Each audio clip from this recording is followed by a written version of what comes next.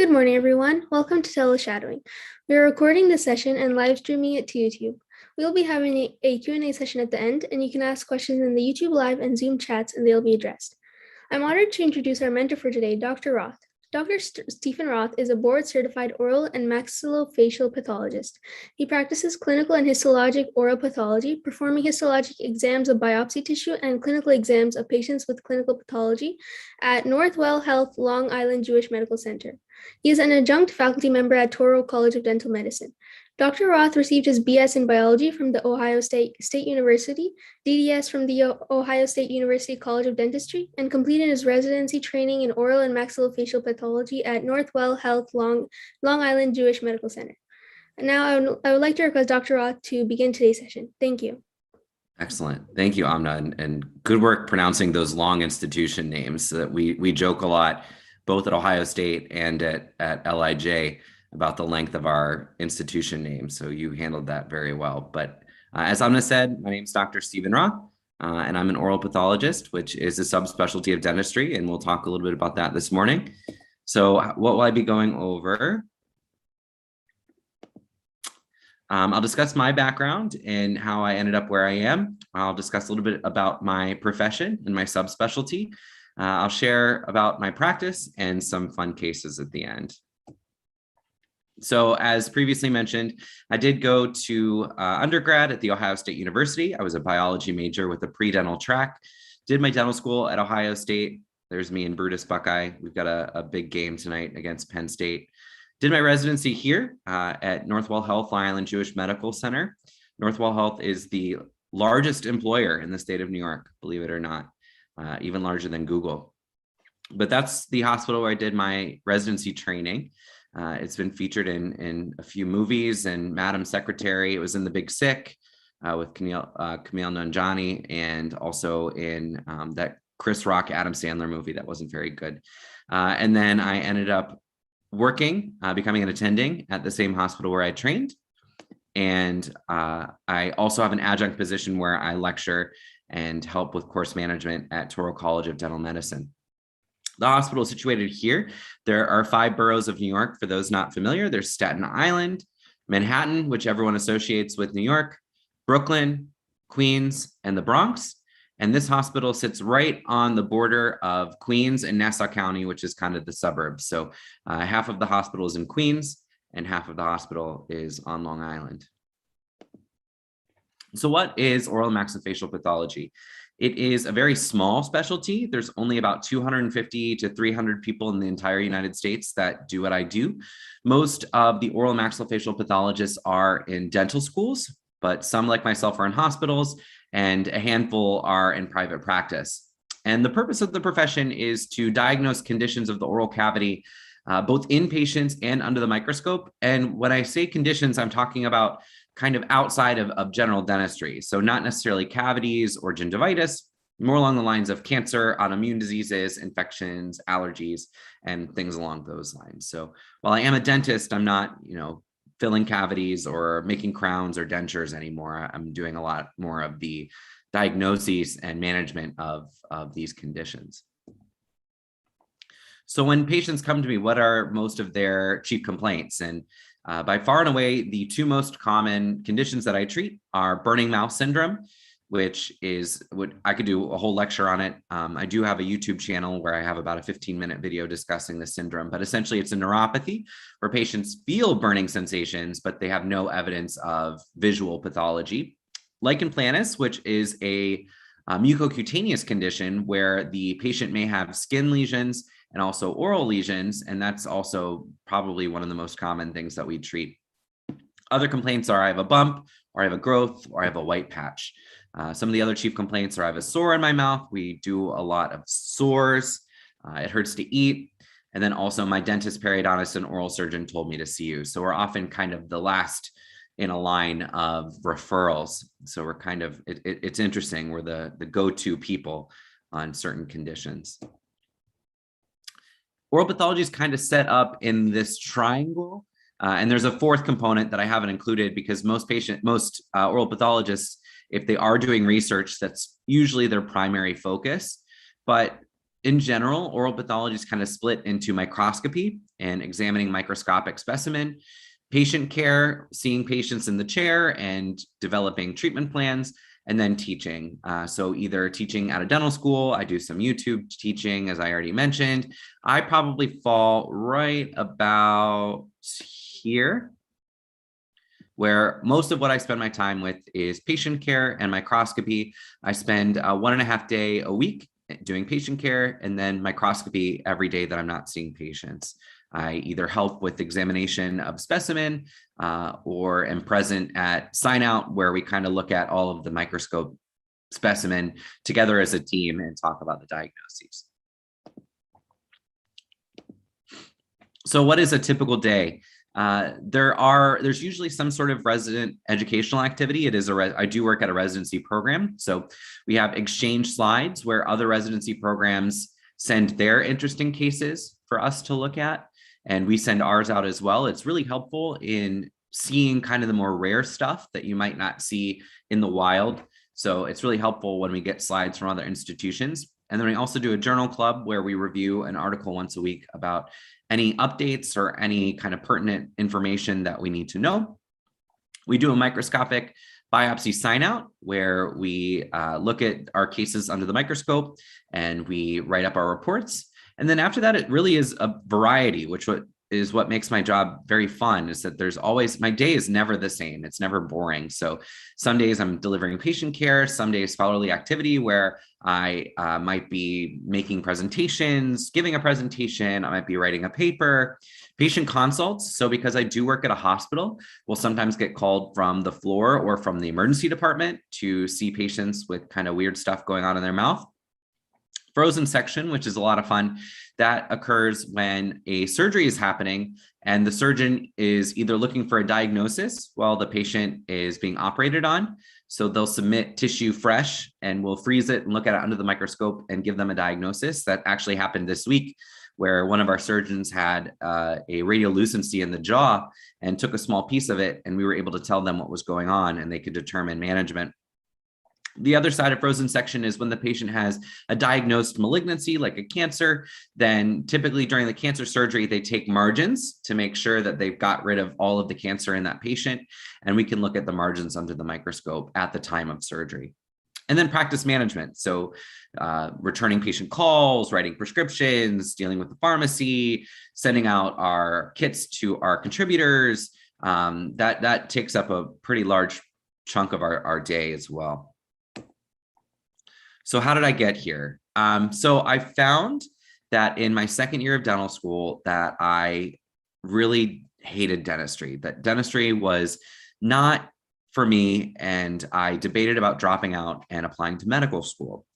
And then the Association of Women Dentists at Ohio State had an event where they had the program directors of the residency programs at Ohio State come and speak about their programs.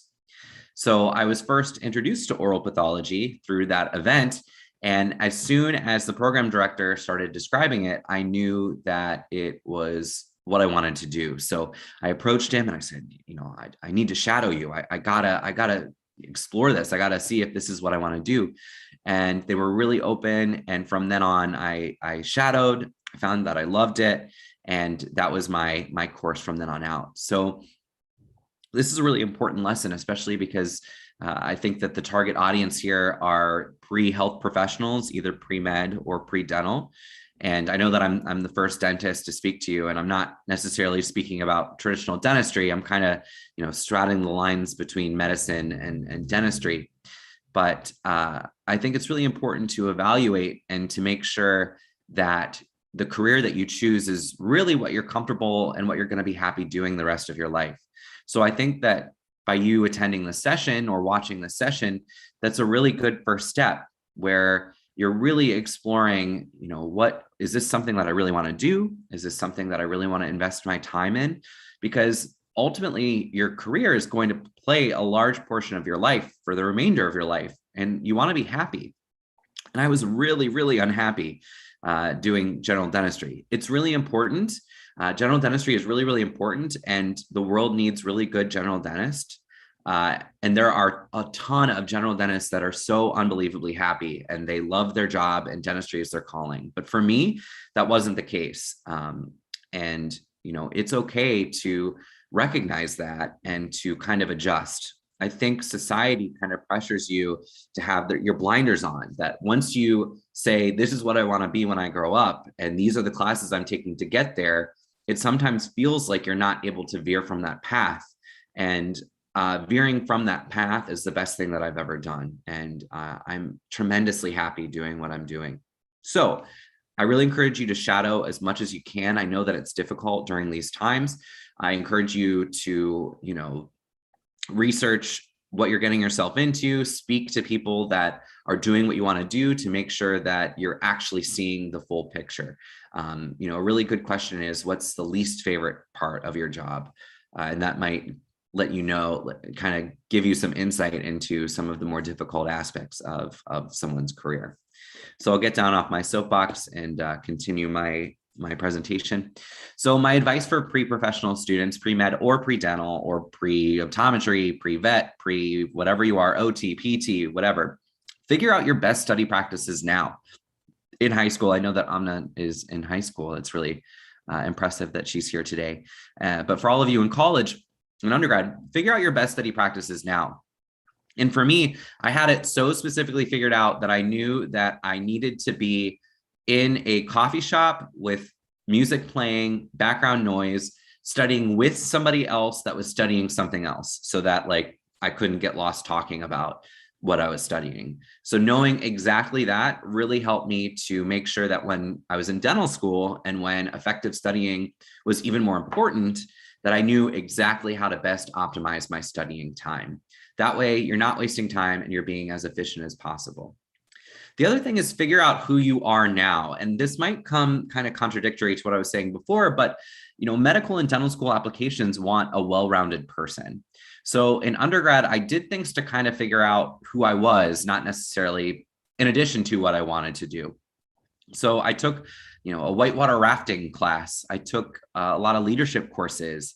I took a badminton class. I did a lot. I went on a service trip to Nicaragua. I did a lot to kind of put me outside of my comfort zone, try new things, see what I was passionate about outside of my career. And once you figure out kind of who you are, what your guiding principles are, what's important to you, how you communicate, that really is going to influence the rest of your life. And it's really important that I think in undergrad and even in high school, to some extent, that's really your opportunity to try new things, to take risks, and to try to figure out who you are as a person before you really strap down into your career. And that goes into the take advantage of unique experiences only available to you now. And again, this last point of it's important to be well-rounded, to be a whole person. It's great to shadow. It's great to, do research. It's great to, really throw yourself into the profession that you're interested in. But at the same time, you don't want to lose out on self-development.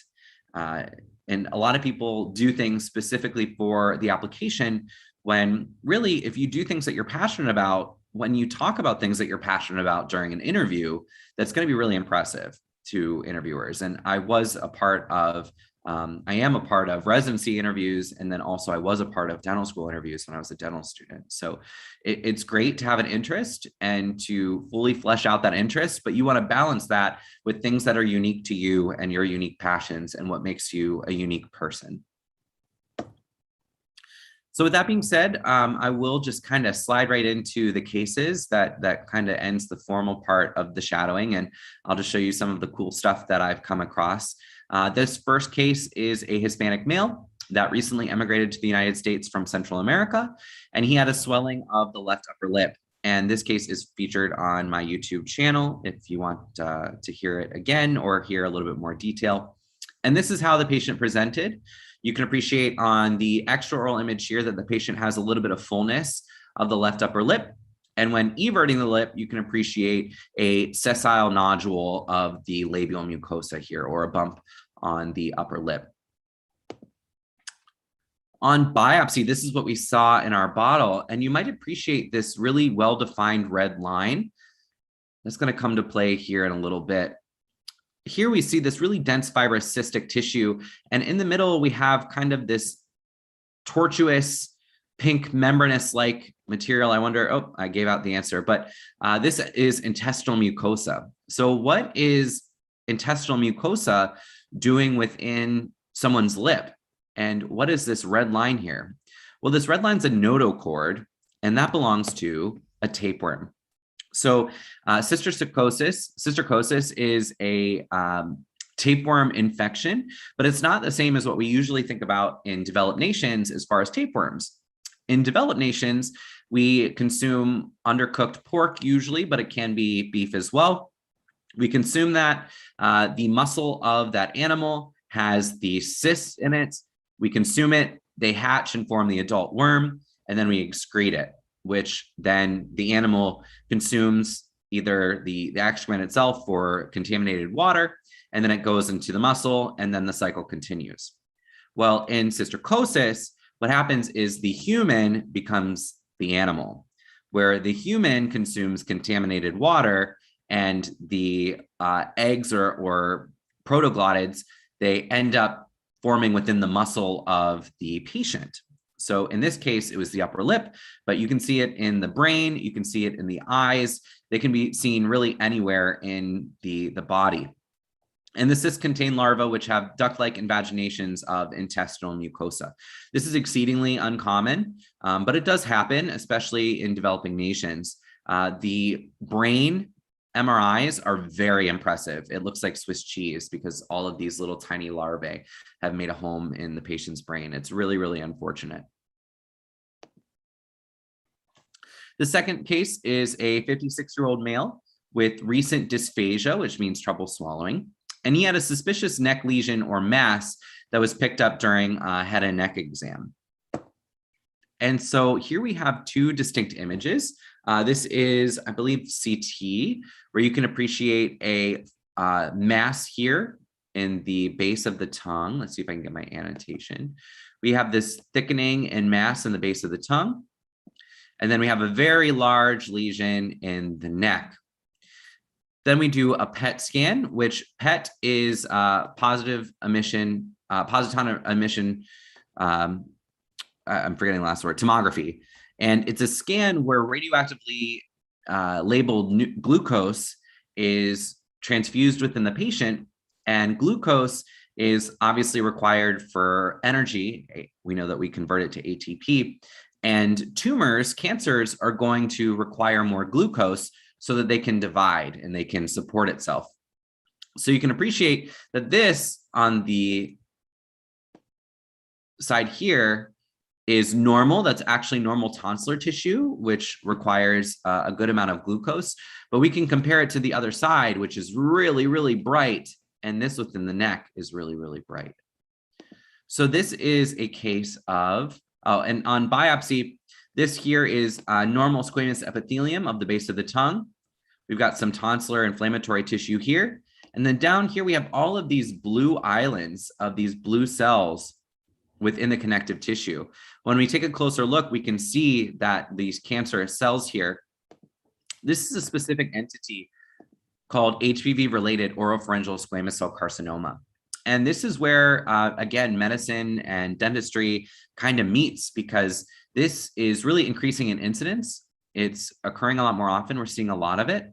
And it usually presents as a neck mass, which means that the cancer has spread from the primary site, which is either usually the base of the tongue or the tonsil, and has found a new home in this metastatic site in the neck. Usually metastasis happens very early on. Sometimes the metastasis is very large, but we can't even find the primary site. Most patients are in the 6th decade of life, but it can be earlier, and it has a pretty marked male predilection, 4-to-1. Most of this has been suggested to be sexually transmitted, but it does have a better prognosis. So these are treated with radiation, with or without chemotherapy, usually with chemotherapy, and it responds really very well to chemo and radiation. There's a 70 to 85% 5-year survival. Now, it's important to note that this is oropharyngeal, which is kind of behind the oral cavity. It's the tonsils, it's the base of the tongue. Oral cancer, which is kind of everything you can see when you're brushing your teeth, only 3 to 5% of those are related to the human papillomavirus, and there's often no change in prognosis. And so what I often recommend to dentists, I talk about it with dental students, but it's important for people that want to be physicians as well, that this is really a good motivator to get vaccinated and to get vaccinated early on. We have really great vaccines against the human papillomavirus that came out when I was a kid. And now we have a nonavalent vaccine that covers 9 different subtypes of the human papillomavirus.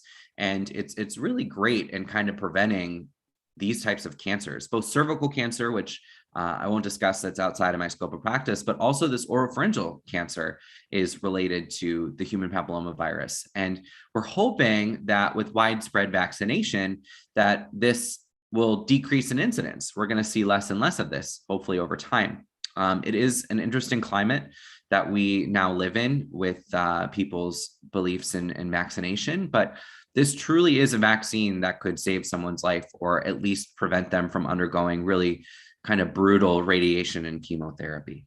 So this is my next case. This is a case that I saw that was admitted to the hospital. It's a 70-year-old female, and she had a very difficult time eating and drinking. And you can appreciate that there is some redness here and some kind of piling up of tissue. We've got an ulcer that kind of looks like a flattened bubble there. And this woman's mouth was just kind of sloughing off. She was just kind of shedding the lining of her mouth. And so I did a biopsy. There's my suture. I did a biopsy, and this is what we saw. So this is a frozen section. In order to perform certain tests, we have to make sure that the tissue is fresh. In order to do that, we have to freeze it. And in this disease condition, we get a lining up of the basal layer of the epithelium, and everything else kind of peels away. We do a special test called direct immunofluorescence, which is labeled to find that person's own antibodies. So we know about antibodies with everything that we've learned about with the pandemic, but in autoimmune diseases, it's the patient's own antibodies that they've made that start to attack their cells. So we want to find where the patient's antibodies are attacking the lining of their mouth. And you can appreciate maybe this green kind of chicken wire like highlight that we're seeing between all of these cells. That's a key finding in a condition called Pemphigus vulgaris. And Pemphigus vulgaris is an autoimmune condition where antibodies that the own person makes attacks the mucosa or the lining of their mouth. And it is incredibly painful, as I'm sure you would imagine. A lot of these patients we see through the emergency department or even admitted to the floors because they can't eat or drink. They've usually lost a significant amount of weight. And it's really very, very sad. This condition can affect the skin or other mucosal sites, such as ocular mucosa, vaginal mucosa, anal mucosa. But obviously, when I see it, it's usually involving the oral mucosa. This is treated with high-dose systemic steroids or a monoclonal antibody called rituximab, and that really helps the patient a lot. This is that same patient after about 8 weeks of 60 and then 50 milligrams of prednisone, which is a really high dose, completely resolved. This patient is completely back to normal. So the patient was obviously very, very grateful. And it's really, really rewarding to help these patients that are often in really bad shape. In fact, before the invention of systemic steroids, most of these patients would die from nutritional issues where they couldn't feed or they couldn't nourish or hydrate themselves. And so they would end up succumbing to this condition.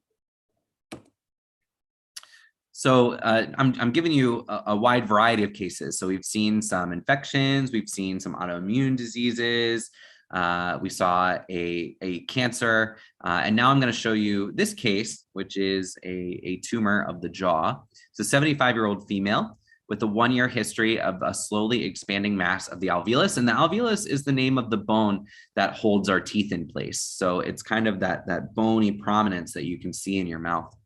And on this cone beam CT, we can appreciate that there is a mass here that's kind of pushing the teeth apart. It's kind of pushing the roots away from each other. And we can appreciate that there's expansion. If you look in your own mouth at the bone that holds your tooth, you're not going to see this kind of bump here that's going out both sides, creating this mass. So an incisional biopsy was done and it ended up being an ameloblastoma. And ameloblasts are cells that make the enamel or the outer white part of your tooth. It's a normal cell that we have in our body that's part of our development. But ameloblastoma is kind of when that cell type goes bad. And not the latest video, but the video that I posted about 3 weeks ago on my YouTube channel does kind of a deep dive into ameloblastoma. But it is benign. It's a benign tumor. It's not going to, most likely not going to metastasize, but it can be locally aggressive. So what that means, if somebody has this tumor in their upper jaw and they leave it untreated, it can grow so much that it extends into the brain and ends up killing the patient.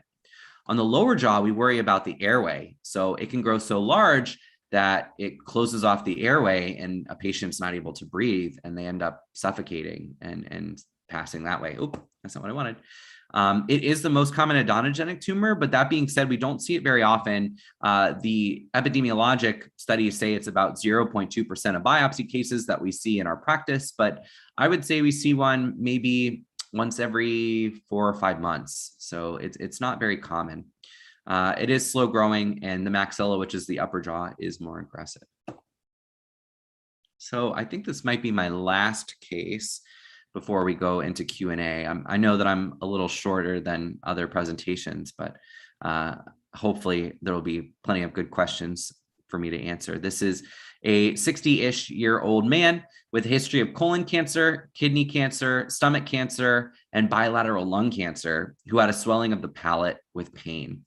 And with that history, we get really nervous because we can see metastatic cancer from other sites in the mouth. And when a patient with that many different types of cancer has pain and swelling, we get a little nervous. And on this exam, this looks kind of nasty. But then we saw this little white thing here. And we're like, what is that? That's kind of weird. So we went in with our pliers. And by the way, this is also featured on my YouTube channel. And this is what we pulled out. This was really, really interesting. We were able to kind of pull that white thing out, and it ended up being this weird kind of soft plastic tube structure.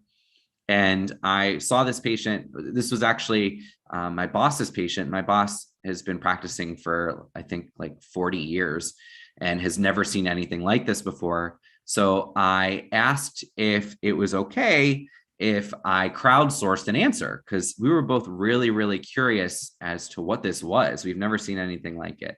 So with his permission, I went to Reddit and I went to the subreddit, "What is this thing?" And I posted several pictures as well as a description and was really hoping that someone would be able to give us an answer. And believe it or not, this Reddit user, FTDMFR, who found the answer within, I think, 16 hours, found that it was a sleep apnea treatment. So what they do is they embed those kind of soft plastic things inside the soft palate, which causes fibrosis and raises the soft palate, which opens the airway. So you might be wondering, what does this FTD MFR do? And he's kind of our mystery hero here. But when I clicked to see what other subreddits and other posts he's contributed, he's a big guitar guy, but I've never seen, he didn't comment in any other medical subreddits. So he's apparently a guitar enthusiast that knows about this kind of sleep apnea treatment that we had never heard of before. So the patient did endorse that he had obstructive sleep apnea before having that procedure done several years ago and just forgot about it. So this is my parting advice. I hope that I showed you some of the kind of cool stuff that I get to do on a daily basis. I gave you my background, my journey, and then I showed you how cool my job is and all the cool stuff that we see. And my parting advice is, don't be afraid to try new things or change life direction. So by kind of trying new things that you haven't tried before, it might expose you to things that you didn't know about yourself or new passions. And don't be afraid to change life directions. Like I said, there is a lot of pressure to kind of follow this formula. You go to high school, you graduate at the top of your class, you go to college, you get straight A's, you do shadowing, you do research, you go to med school, you do residency. And if you find that you aren't fitting into that formula, then don't be afraid to change your life direction. I think a lot of people feel that it's shameful to quit something, but it's really not quitting. It's following a new path. The next is define your own success, right? So that goes with this outside societal pressure that people have expectations as to what your life should look like. But the only person that should dictate what your life looks like is yourself. And you want to determine what success looks like for you, and don't let it be what society tells you it is: a big house, a lot of money, a nice car. For me, success is being able to give answers to patients that haven't had them. And that's why I'm very, very happy in my career. And then lean into what you like and what you're good at. So if you find that you have a passion and interest, lean into it, follow it, chase it. And if you have a specific skill set that you're good at, then pursue that as well. Do things that make you happy and that you have a talent in. And that's all I've got. So I will open the floor for questions. Thank you for your kind advice, Dr. Roth. If anyone has any questions, they can feel free to ask now, and we'll now begin our Q&A session. Our first question is, what should my oral hygiene regimen be? All right. So I will say, the caveat, I am I'm technically the first dentist to participate, and I'm very grateful to be invited. But I will kind of warn you that I don't practice dentistry. So I'm not the one doing cavities and crowns and dentures. I do this kind of other thing. But that being said, I am a dentist. To my core, I'm trained as a dentist. So what your oral hygiene regimen should be is you should be brushing twice a day for 2 minutes with a fluoridated toothpaste. In addition, you should be flossing at least once a day. I myself am not necessarily a fan of mouth rinses, but if you're going to do them, you're going to want to do them before brushing. And the reason for that is because if you use a mouth rinse after brushing, you essentially rinse away all of the fluoride in the toothpaste. And toothpaste is really a drug delivery mechanism, bringing fluoride to your teeth and helping to remineralize it and prevent cavities. So if you do mouthwash after you brush, you're rinsing away all of that good fluoride and kind of defeating the purpose. So if you want to do a mouth rinse, do that first, and then you can floss before or after brushing. This is a heated debate amongst my friends and myself. There really isn't definitive research that I have found that tells you when you should floss, but you should do it at least once a day. And then you want to do it for 2 minutes. So if you've got a electric toothbrush, then usually they have a timer for 2 minutes. But if you don't, you have a manual toothbrush, that's fine too. I would recommend putting on a 2-minute song, listening to the song while you brush your teeth, and that way you've been brushing for 2 minutes. Thank you for that answer. And our next question is, what is the best diet for a healthy mouth to prevent infection? So best diet for a healthy mouth, I would say you want to avoid sticky. Sticky is usually bad, especially with Halloween happening tomorrow. Sticky is usually sugar, and then sticky is also hard to remove. So it's essentially sugar that sits on your teeth and allows the bacteria on your teeth to buffet whenever they want it, and then they can excrete acid and cause demineralization. Also, a lot of beverages outside of water, so soda or pop or whatever you call it, Coke, whatever you call it, Gatorade, even some water. Dasani actually has a pretty low pH. They can lead to erosion of your teeth in and of itself without the bacteria. So that's my vice is soda. So I usually will have soda with a meal, and then I will have water afterwards to make sure that I clear all of the acid in my mouth. Leafy green vegetables are great. Things that have a more alkaline pH are also very good. But a healthy diet for the mouth is a healthy diet for the body. just avoid sticky and avoid low pH beverages. Thank you for that answer. How does the study of the digestive system intersect with the general field of dentistry? So the digestive, I'm not sure that it does. Sometimes we do see acid reflux in patients where if they have gastroesophageal reflux, we can see evidence of that in the oral cavity. Other thing too is Crohn's disease. We can actually see Crohn's disease in the oral cavity. That is part of the GI system. So we can see Crohn's disease exclusively in the oral cavity, or we can see Crohn's disease as a component of the rest of the GI tract. Thank you for the answer. Can you give us more examples of how medicine intersects with dentistry? Yeah, so there's several ways that medicine intersects with dentistry.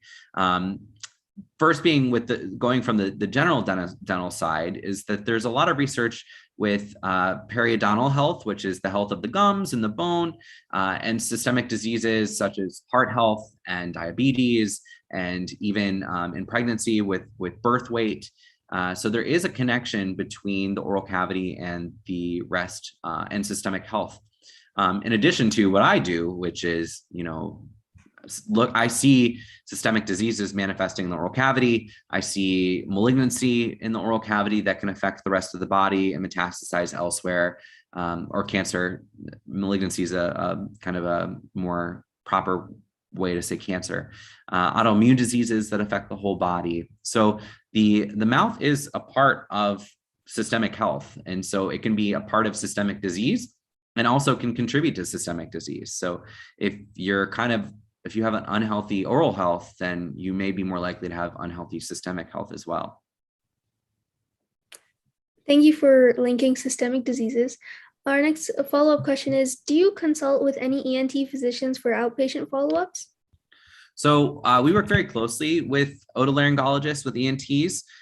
We often collaborate on care. So I had a patient come in with a white patch on the side of her tongue that was referred from a head and neck surgeon that was an otolaryngologist that we work with very closely. I did a biopsy and it ended up being a precancerous lesion. So then I sent the patient back to them and they did the surgery to remove the precancerous lesion.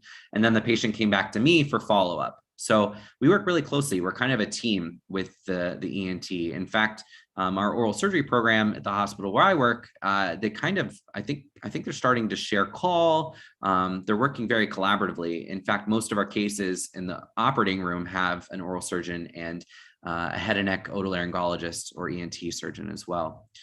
So I work very closely with ENTs. I work very closely with oral surgeons, and I work very closely with periodontists, who are specialist dentists that deal with gums and bones and supporting structure of teeth. Thank you. And a follow-up to what you mentioned, what is the cause of a white patch on the tongue? Yeah, so there's lots of causes for white patches on the tongue. Our biggest concern is that it's something precancerous or even cancer itself.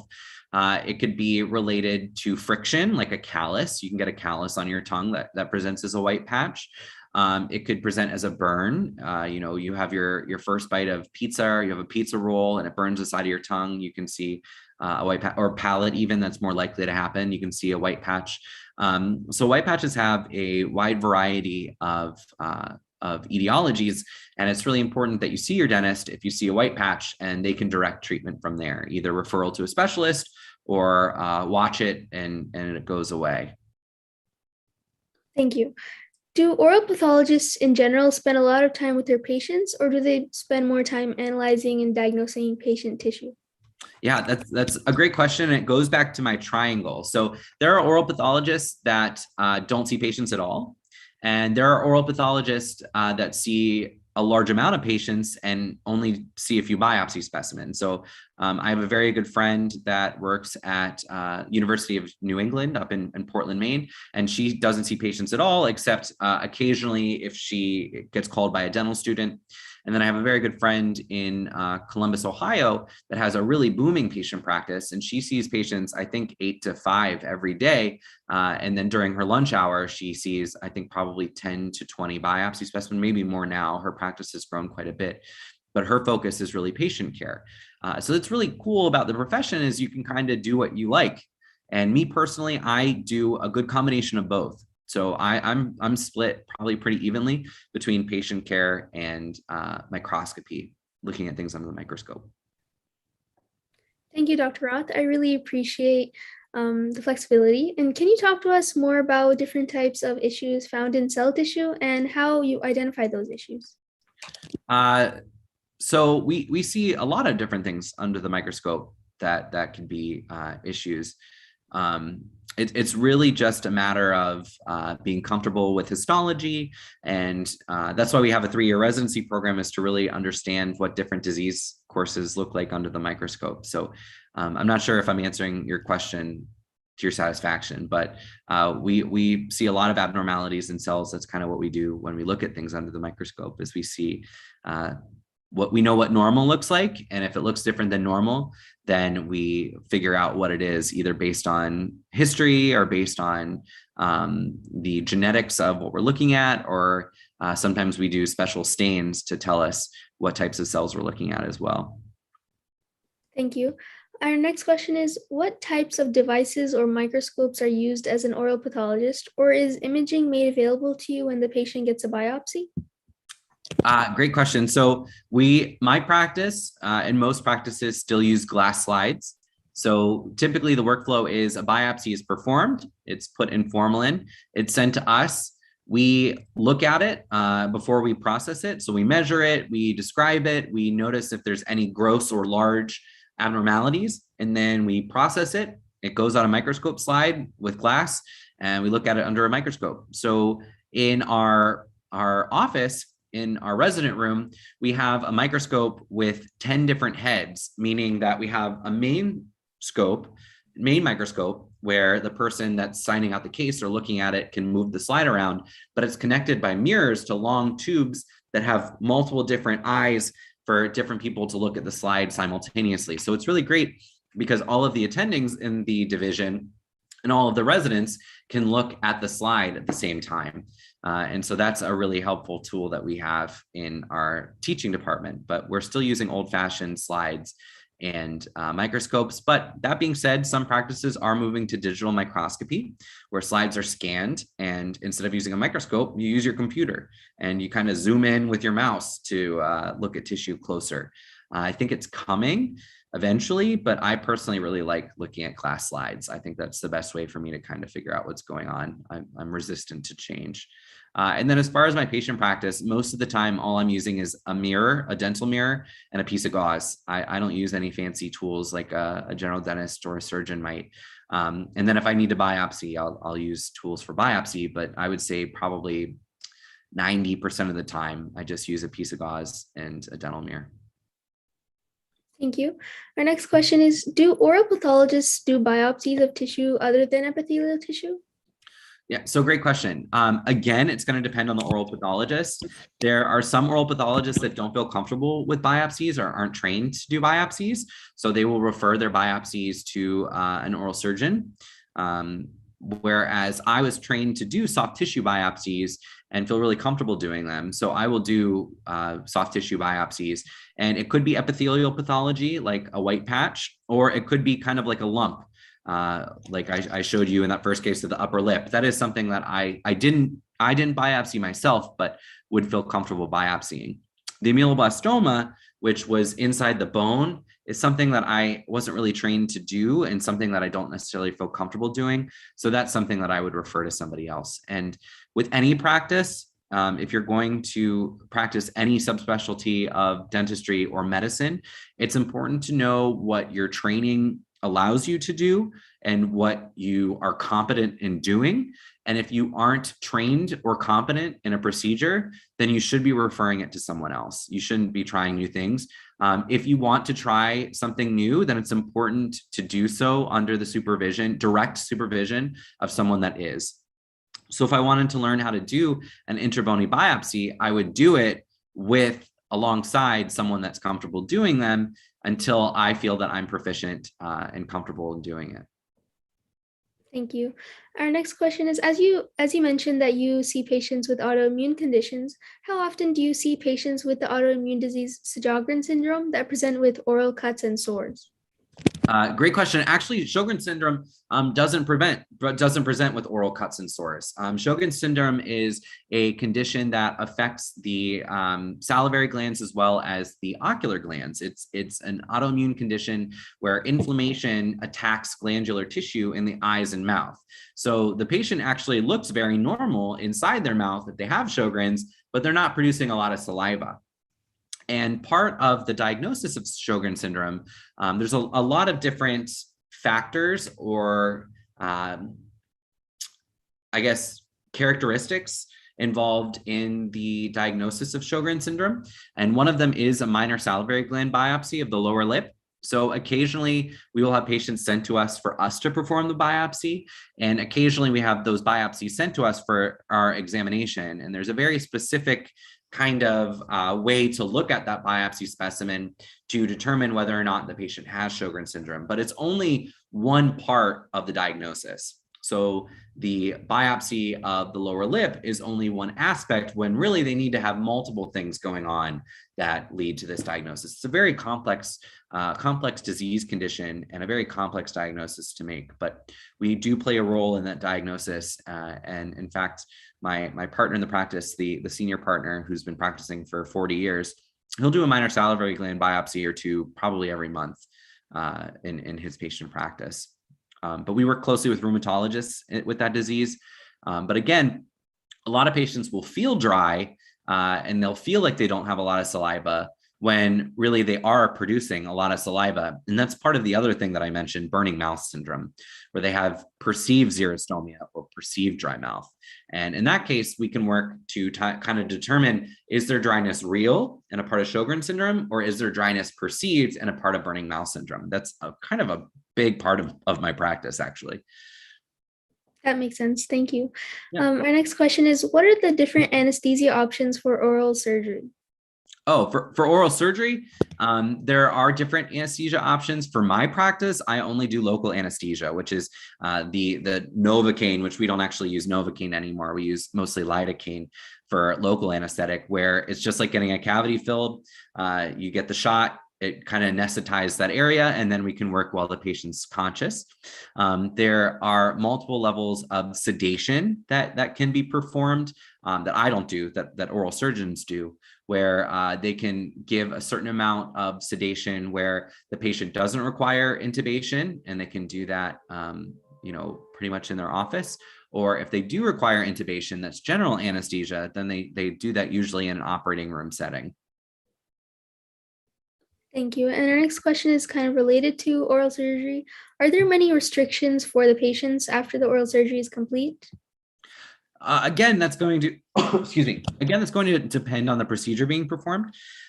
So I often tell my patients after my biopsies that, they're going to want to eat soft and relatively lukewarm or cool foods, not to have really hot beverages or to have really sharp things like potato chips, because that could irritate the biopsy site. For extraction of teeth, especially wisdom teeth or third molars, we tell patients not to use a straw because the suction actually removes the clot from the extraction site and can lead to dry socket.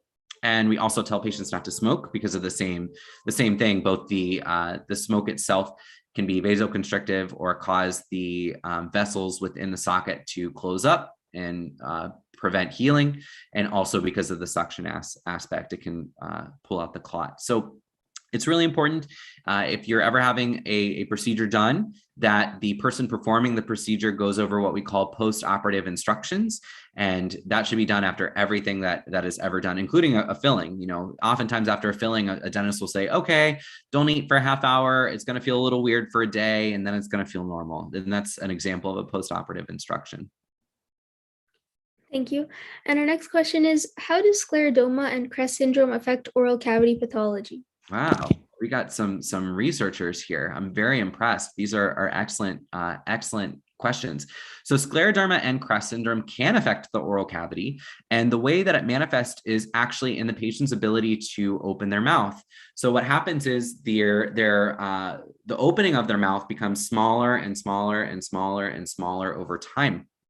And in addition, the tightness of that patient's face can actually cause the posterior portion of the mandible or lower jaw to become smaller, where the pressure from that very, very tight fibrous tissue is actually causing the bone to remodel and to compress and almost shrink.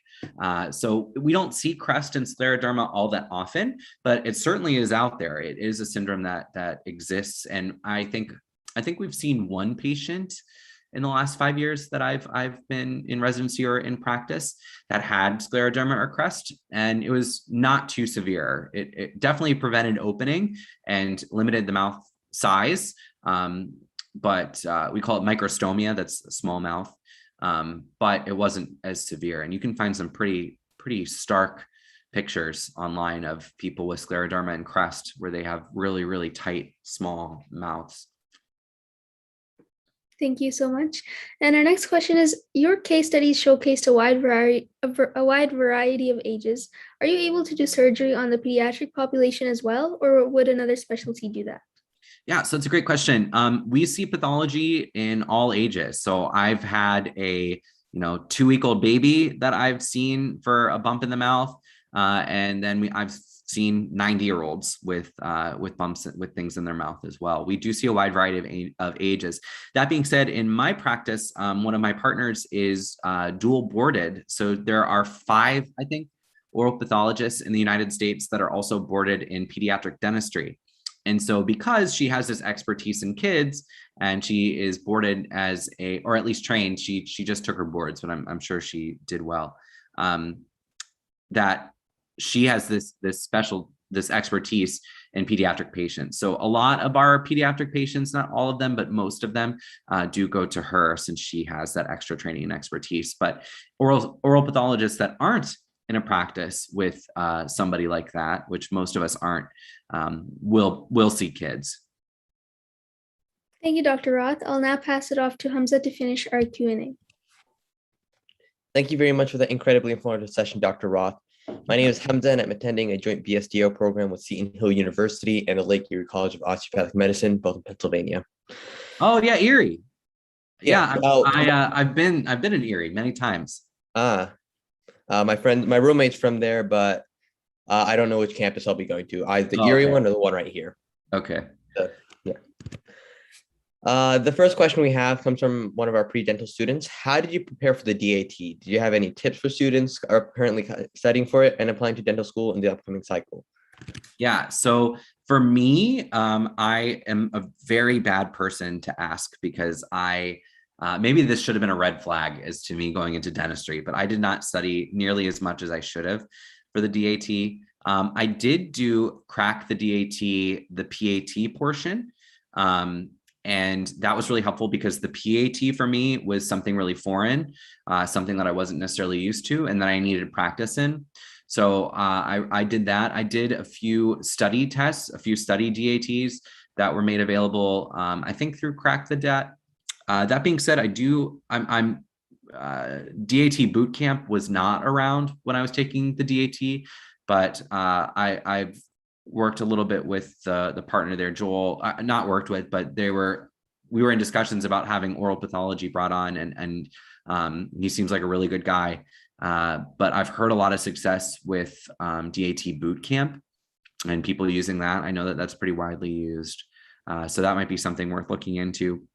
A lot of what I did is I used hand-me-down study books, and I didn't study as much as I should have, but Crack the DAT for the PAT was very, very helpful. And I highly recommend doing several PAT practice rounds because PAT is something that we're not used to doing. All right, thank you for the answer. The next question we have is a 2-parter. How long is the dental residency for oral pathology? Yeah, so oral pathology is 3 years, and dental specialty residencies vary. That they could be, 1.5 to 2 years, or they could be, oral surgery is either a 4 or 6 year program, depending on if you get your MD.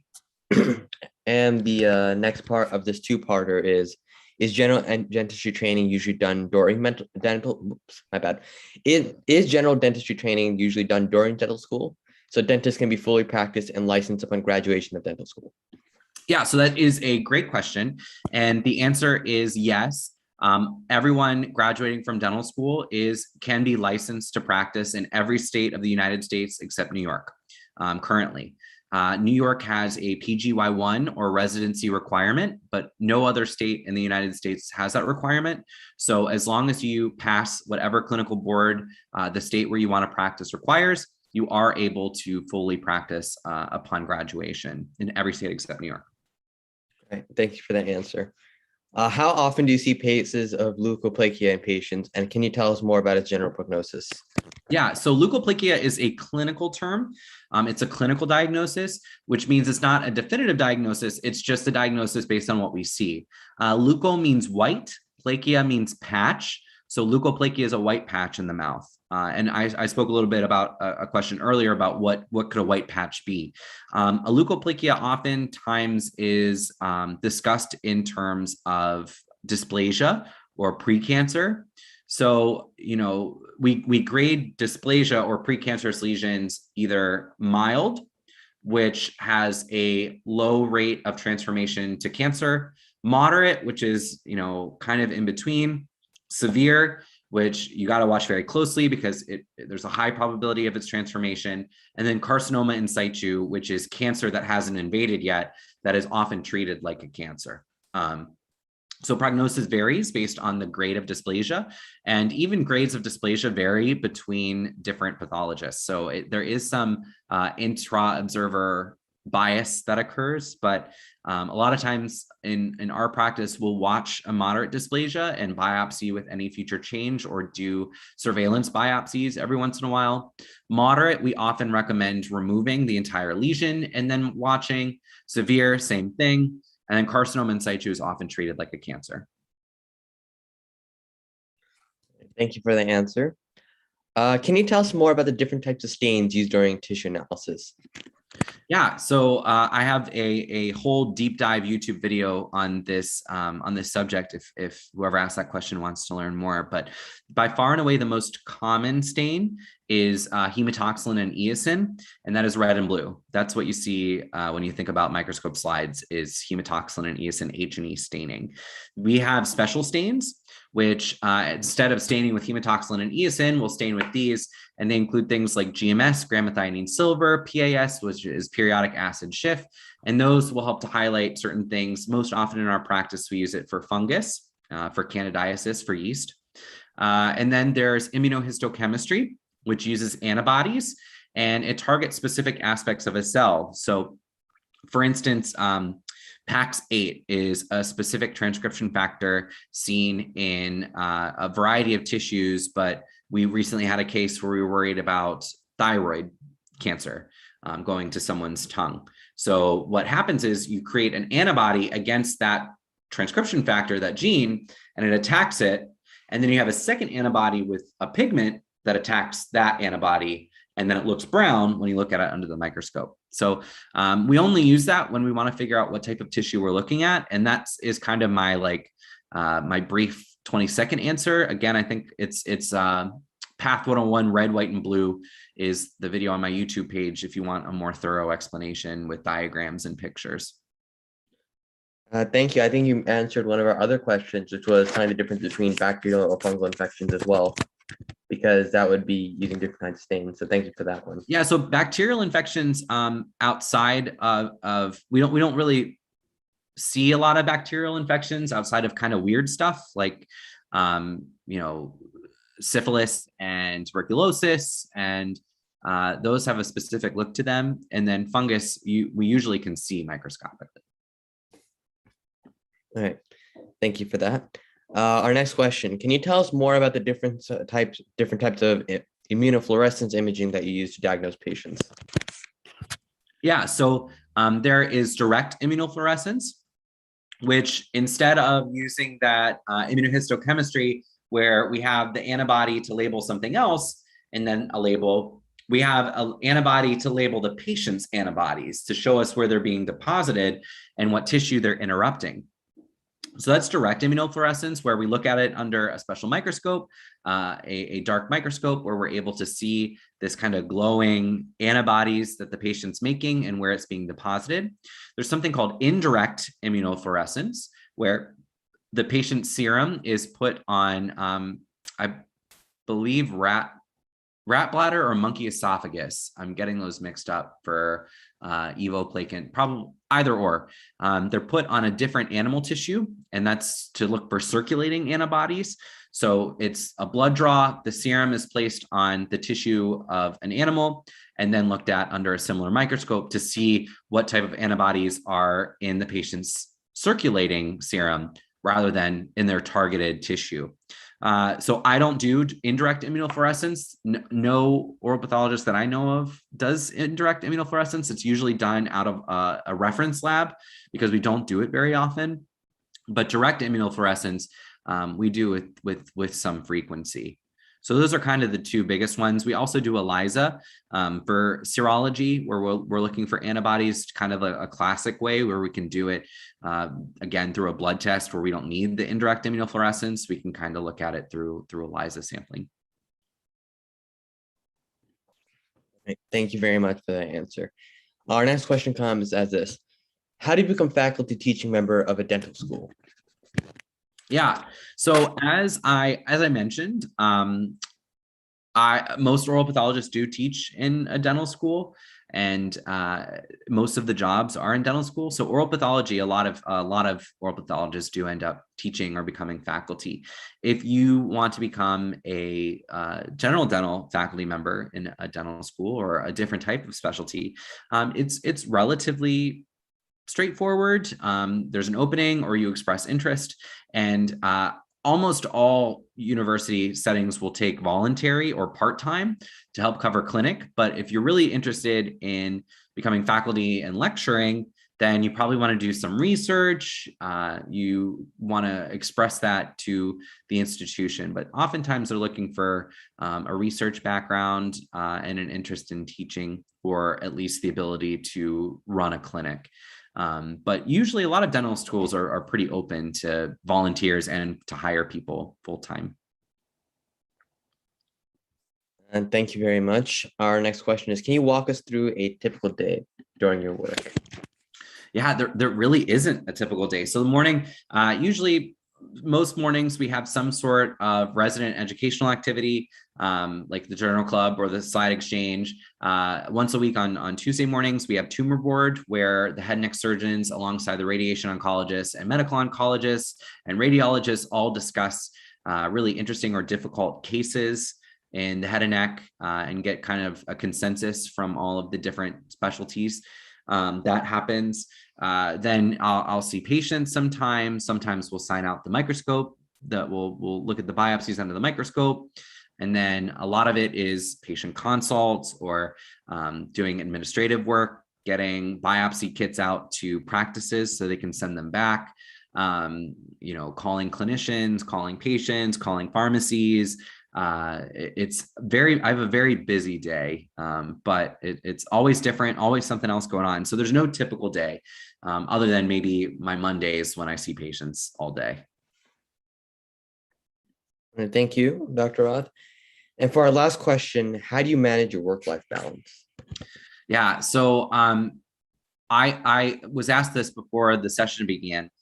There is no call in oral pathology. There's really no oral pathology emergency. If the patient is having an emergency, they can go to the ED, but most oral pathologists, if not all of them, don't take call. So that's really helpful. The issue is that being eager and being relatively young in the profession, have kind of latched on to a lot of different roles in a lot of different places, and I'm spread a little thin. So work-life balance is a struggle for everyone, and I'm learning how to approach it. But in my main job at the hospital, work-life balance is really excellent, where I'm kind of able to go to work, get my work done, and then go home and forget about it. But since I have other roles in other places, then that's a little bit more challenging. I'm stretched a little thin now, but looking forward to 2022 when I can really focus on just kind of my main role. Great. Thank you so much for answering our questions, Dr. Roth. Those are all of our questions. Yeah, my pleasure. Thanks for having me. Thank you very much, Dr. Roth. We truly appreciate you taking the time to answer our questions. This was a greatly informative learning session for all of us, and I'd love everyone to please give a warm thank you to Dr. Roth in the chat box for this incredibly informative session. Thank you all. Thanks for having me. Now we're going to conduct our closing session with our quiz and future session dates. The link to the quiz for the session is now live, and the deadline for our future quizzes has been extended to 1 week after each session. Again, you'll need a 70% or higher to pass and receive certification. The link is being sent in the chat right now. And don't forget to join our mailing list if you haven't already, as we send session and quiz reminders right to your mailbox. You can join from the other link in the chat now. Now we're going to move on to our next session dates. These dates will also be posted throughout our social media outlets, so be sure to follow us at TeleShadowing. I'm looking forward to seeing you all at our next session, which is next Saturday on November 6th at 10 a.m. Eastern Standard Time, with our physician mentoring us in cosmetic dentistry. These hours are only going to be counted towards dental school applications, and you're free to take the certification quizzes no matter what your healthcare field is. We wanted our students to also explore the field of dentistry, as some dentists wanted to host teleshadowing sessions to mentor students. If you would like to stick with physician mentors, please mention that in your reflection question on the certification quiz. Thank you so much, everyone, for attending today's session, and we hope to see you in upcoming sessions as well. This concludes this week's shadowing.